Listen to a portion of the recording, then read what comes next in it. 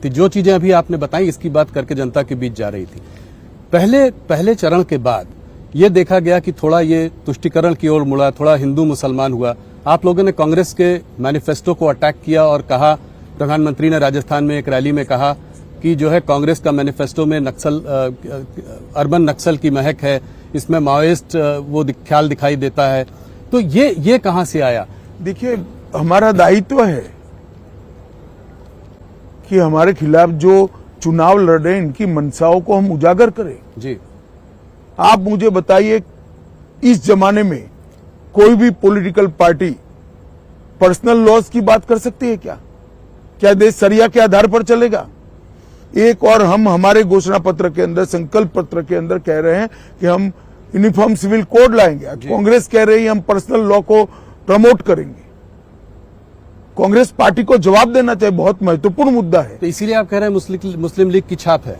बिल्कुल मुस्लिम लीग की छाप।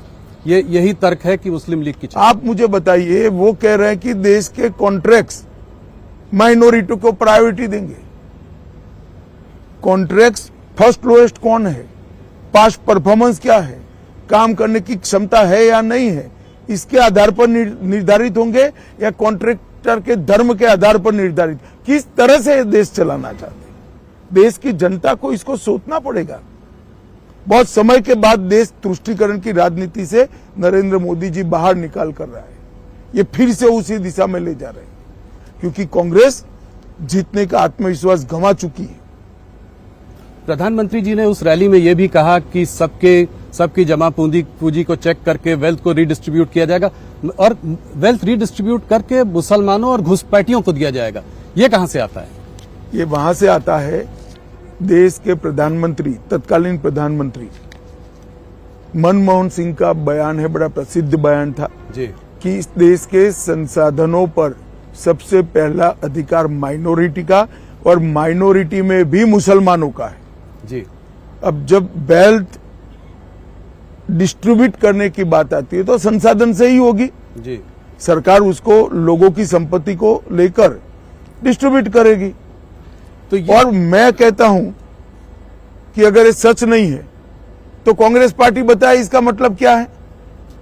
नहीं, वो कह रहे हैं, राहुल गांधी ने साफ साफ कहा है कि अगर जो है वो लोग सरकार बनाएंगे तो एक नेशन वाइड एक्सरे होगा जिससे कि सोशियो इकोनॉमिक स्टेटस लोगों का पता किया जाएगा, किस वर्ग किस जाति के पास कितनी दौलत है, कितना धन है, इंस्टीट्यूशंस में कितनी भागीदारी है और उस हिसाब से रीडिस्ट्रीब्यूशन होगा। तो इस हिसाब से रीडिस्ट्रीब्यूशन में इनकी प्रायोरिटी तय है।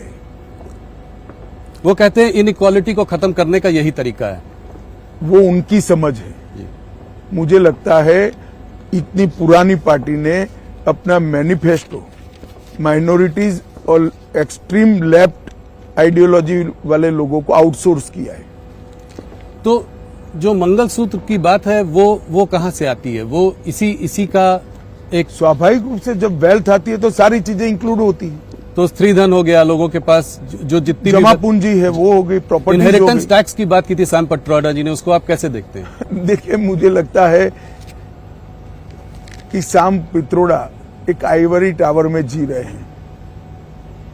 इनको इस देश के संस्कार, इस देश की जनता का मूड और इस देश की परंपराओं से कोई लेन देन नहीं। तो आप कभी नहीं लाएंगे इसको, इनहेरिटेंस टैक्स को, विरासत टैक्स कभी नहीं लाएंगे? हमने हमारा संकल्प पत्र जनता के सामने पारदर्शिता के साथ रख दिया। इसमें सारी बातें, हम कुछ छिपा कर नहीं करेंगे। एक और बात जो है, जो चर्चा में है इस वक्त, वो ये है कि मैनिफेस्टो को कांग्रेस के देखते हुए आप लोग कह रहे हैं कि ये ओबीसी रिजर्वेशन को काटकर मुसलमानों को दे देंगी। इस मैनिफेस्टो नहीं, ये कर चुके हैं जी। कर्नाटक में उनकी सरकार थी, रातों रात कर्नाटक के सारे मुसलमान को बैकवर्ड बना दिया। ना बैकवर्डनेस का सर्वे हुआ, ना कोई कमीशन बना, धर्म के आधार पर सारे लोगों को बैकवर्ड घोषित कर दिया और उनको रिजर्वेशन भी दिया।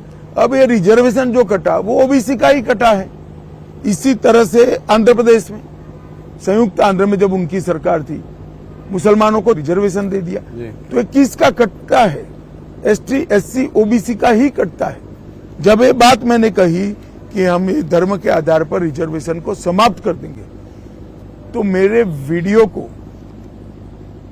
तोड़ मरोड़ कर जनता के सामने पेश किया। जी, आज आपने प्रेस कॉन्फ्रेंस भी की। राहुल गांधी के राजनीति के अंदर कांग्रेस की कमान संभालने के बाद राजनीति का स्तर सतत सातत्यपूर्ण तरीके से राहुल गांधी गिरा रहे हैं। संसद में आप बहस नहीं कर सकते हो, शोर शराबा करना, बहिष्कार कर देना, बोलने नहीं देना, डिबेट में हिस्सा नहीं लेना और बाहर निकलकर प्रेस करना कि हमारे साथ अन्याय हो रहा है।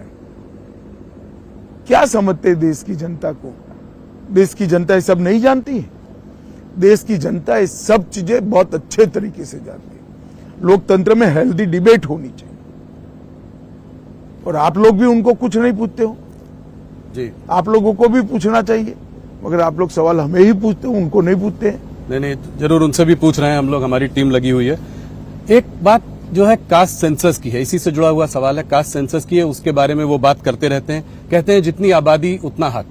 इसको आप कैसे देखते हैं? कितने साल तक इस देश में कांग्रेस का शासन रहा? 55 साल तक रहा, कभी नहीं कराया। अब जब लगातार हार रहे हैं तब ये सारे चीजों को वो बोल रहे हैं, इनकी मंशा नहीं है।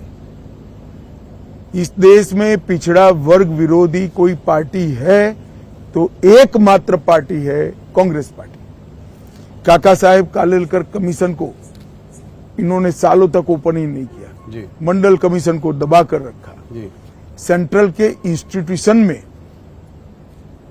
ओबीसी को, पिछड़ा वर्ग के लोगों को रिजर्वेशन नहीं दिया। जब मंडल कमीशन लागू हो रहा था, विपक्ष के नेता के रूप में राजीव गांधी ने 2 घंटे का विरोध का भाषण कराया। राहुल गांधी ने जरा वो भाषण पढ़ लेना चाहिए। और हमने तो देश को सबसे सफल प्रधानमंत्री पिछड़ा वर्ग से और गरीब के घर से पैदा हुआ नेचुरल लीडर नरेंद्र मोदी हमने देने का काम किया। नैरेटिव बनाने की ये कोशिश है कि 400 पार अगर आ जाएगा तो बाबा साहब का कॉन्स्टिट्यूशन आप चेंज करेंगे, उसके बाद फिर ओबीसी एससी एसटी के जो है रिजर्वेशन के संग आप लोग कुछ वो बदलाव करेंगे। देखिए, ये नैरेटिव बनाने की कोशिश। राहुल जी, हमारे पास 10 साल से बहुमत है जी, संविधान बदलने की क्षमता नरेंद्र मोदी जी को 10 साल से इस देश की जनता ने दी है। हमने क्या किया 10 साल? हमने कभी रिजर्वेशन को समाप्त करने का अटेम्प्ट नहीं किया। हमने ये बहुमत का उपयोग धारा 370 हटाने में किया, ट्रिपल तलाक समाप्त करने में किया, यूसीसी लाने में किया, अंग्रेजों के कानून बदलने में किया, कश्मीर के अंदर शांति करने में किया। हमारे पास 10 साल से अधिकार है।